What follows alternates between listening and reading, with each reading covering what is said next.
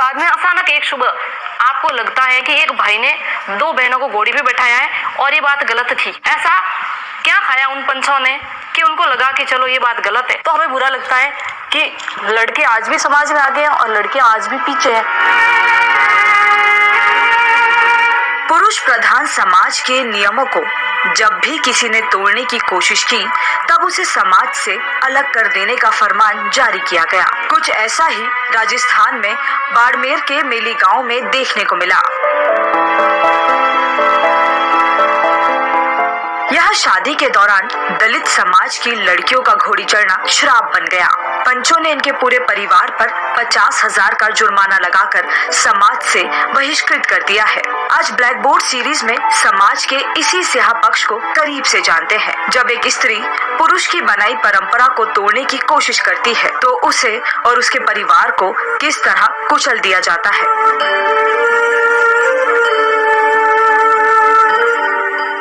मेघवाल समुदाय से आने वाले शंकर ने अपनी 23 साल की बहन लक्ष्मी और 22 साल की बहन दीपू की बिंदोली पूरे गांव में धूमधाम से निकाली, जिसमें समाज और गांव के कई लोग मौजूद रहे।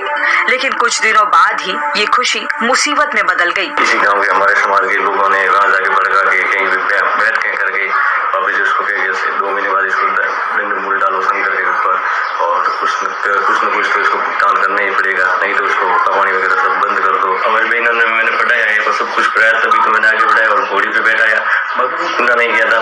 और आज दिन तक कोई दोनों बहनों की जो हुआ मेरे साथ में तो इसकी कोई कार्रवाई भी नहीं है और कोई वो तो खुले घूम रहे हैं इधर उधर। हमारा क्या होगा, कौन क्या बिगड़ेगा, देख लेंगे। पंचों का कहना है कि राजस्थान में दलित मेघवाल समुदाय की शादियों में लड़कियां घोड़ी नहीं चढ़ती हैं। शंकर और उनके परिवार ने ऐसा करके लड़कों और लड़कियों के बराबर होने का संदेश दिया है, जो यहाँ के दलित समाज को मंजूर नहीं है। जब हमने कोई छोटा काम नहीं किया है तो हम दंड क्यों भरे? मैंने अपने बेटे से साफ मना कर दिया कि दंड नहीं भरना है। अगर दंड दिया तो साबित हो जाएगा कि हम गलत हैं। बेटियों को बेटों के बराबर मानना बिल्कुल भी गलत नहीं। मेरी 8 छोरियां हैं, सभी को प्यार से पाला। जब मैंने अपनी बेटियों के साथ भेदभाव नहीं किया तो ये समाज कैसे कर सकता है? इसके बाद मेरी मुलाकात लक्ष्मी से हुई, जिनकी बिंदोली निकली थी। वो पंचों के फैसले के बाद बहुत गुस्से में है। नई शादी की खुशी उनके चेहरे से गायब हो गई है। जब हमारी बंदोली निकल रही थी घोड़ी पे और हमारा पूरा परिवार साथ था, तो वो उस वक्त रोक देते मेरे भैया को कि अगर आप ये करोगे तो ये हमारे समाज के खिलाफ है, हमारा समाज इसको स्वीकार नहीं करेगा। लेकिन उन्होंने उस वक्त कुछ नहीं कहा। अब बताओ, 2 महीनों के अंदर वो बात गलत नहीं हुई। 2 महीने तक आपको उस बात में कुछ भी फर्क नहीं लगा कि चलो ठीक है ये सही था। और 2 महीने के बाद में अचानक एक सुबह आपको लगता है कि एक भाई ने 2 बहनों को घोड़ी पे बैठाया है और ये बात गलत थी। लक्ष्मी का कहना है कि एक तरफ जहां लड़कियां दुनिया पर राज कर रही हैं, तो दूसरी ओर कुछ लोग लड़कियों को सिर्फ चूल्हा चौकी तक सीमित रखने की सोच रखते हैं। हम दंड भरने को तैयार थे, लेकिन हमारा ये था मानना कि भाई आप लड़कियों के अकेले मत दो, लड़कों के भी लो, दोनों को इक्वल रखो, अलग अलग मत करो।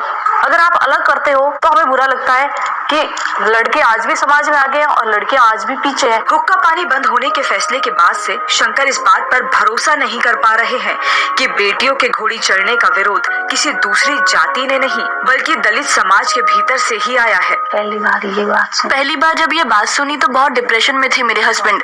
पूरी रात सोए भी नहीं, 2 दिन तक खाना भी नहीं खाया था उन्होंने।